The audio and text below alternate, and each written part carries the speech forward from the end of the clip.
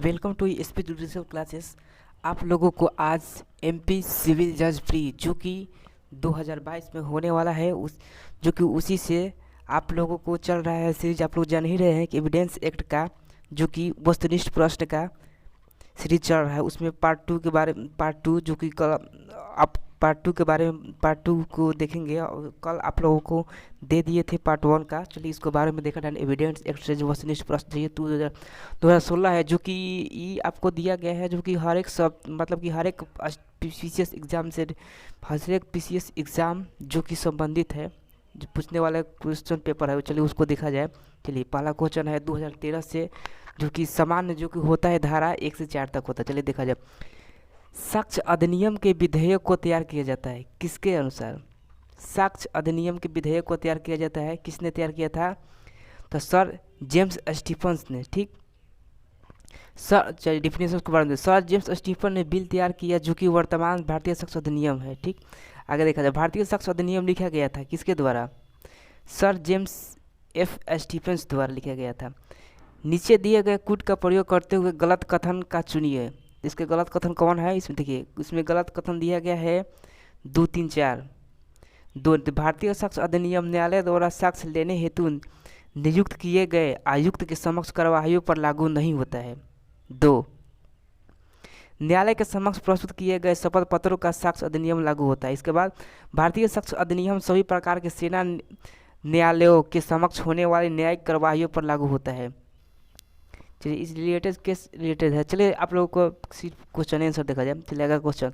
कौन कहता है कि ख ने बताया कि अ ने ब का कत्ल किया है? यह क्या है? ये कैसा साक्ष्य है? ये आप लोगों को अनुश्रुत साक्ष्य है। विवादक तथ्य से अभिप्रेत है क्या? विवादक तथ्य से अभिप्रेत है क्या? तो विवादक तथ्य जिसका अस्तित्व या अनस्तित्व पक्षकारों द्वारा विवादित किया जाता है वह होता है कि विवादक तथ्य होता है। ठीक, तो विवादक तथ्य का डिफिनेशन आप लोग को सेक्शन 3 में दिया गया है। विवादक तथ्य से अभिप्रेत है सेक्शन 3 में।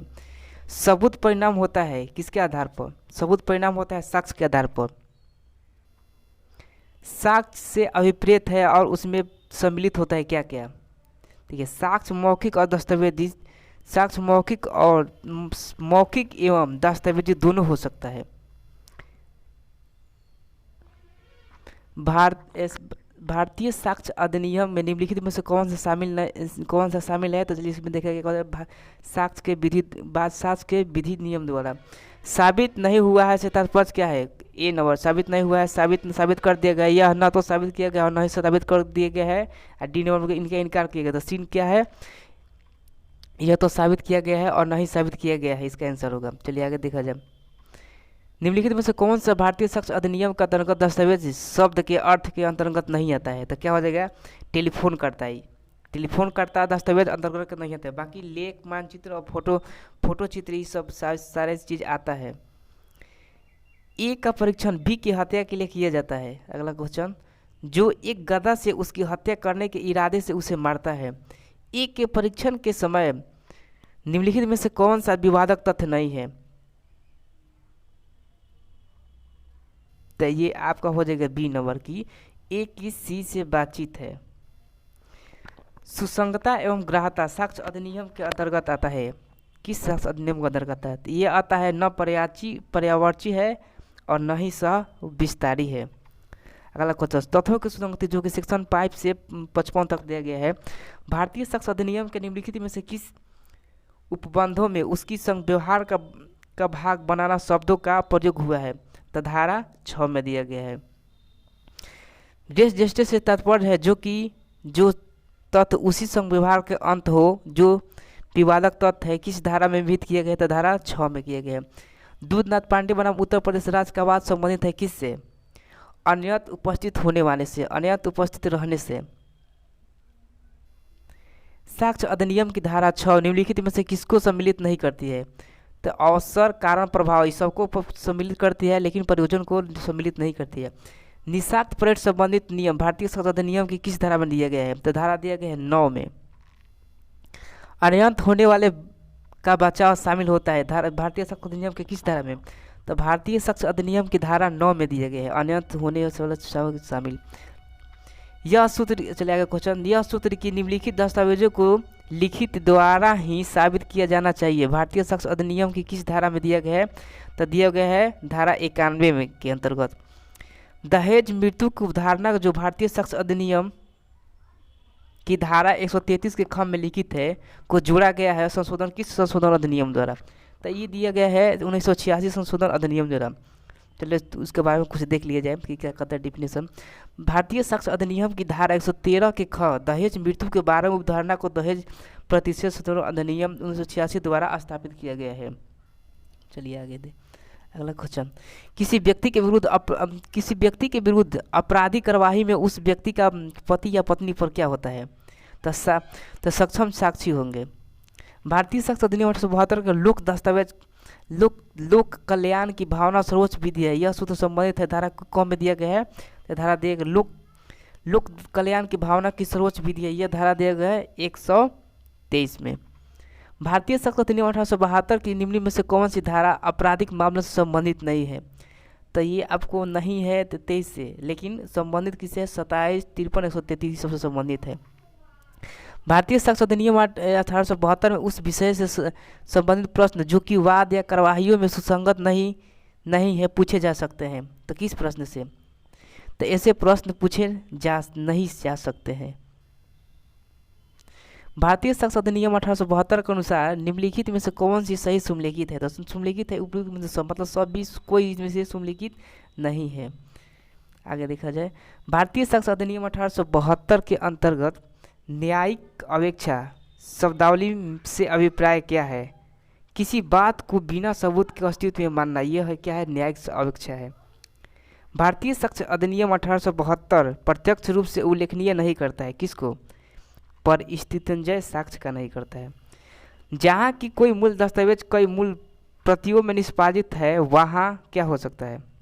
वहाँ हर एक मूल प्रति उस दस्तावेज का प्राथमिक साक्ष्य हो सकता है। अगला क्वेश्चन, भारतीय साक्ष्य अधिनियम 1872 के अंतर्गत न्यायालय के निरीक्षण के लिए प्रस्तुत किया गया इलेक्ट्रॉनिक अभिलेख क्या होता है? यह होता है इलेक्ट्रॉनिक साक्ष्य होता है। इलेक्ट्रॉनिक अभिलेखों की अंतर्वस्तु भारतीय साक्ष्य अधिनियम 1872 की किस धारा में प्रावधान के अनुसार साबित की जा सकती है? तो यह दिया गया है 65 के बी के अंतर्गत। अगला क्वेश्चन, भारतीय साक्ष्य अधिनियम 1872 की धारा 85 के क के अंतर्गत न्यायालय द्वारा किस प्रकार के करार की अवधारणा की जा सकती है? ठीक, करार की अवधारणा ये आप लोग को दिया जा सकता है इलेक्ट्रॉनिक्स करार के। ठीक, यह दिया गया सेक्शन दिया गया है धारा 85 में। अगला क्वेश्चन, भारतीय साक्ष्य अधिनियम 1872 का दिन कितने वर्ष पुराने इलेक्ट्रॉनिक्स अभिलेख पर डिजिटल हस्ताक्षर की वैधता के बारे में न्यायालय उपधारणा कर सकता है? तो 5 वर्ष से पुराने होता है तब न्यायालय इसको धारणा कर सकता है।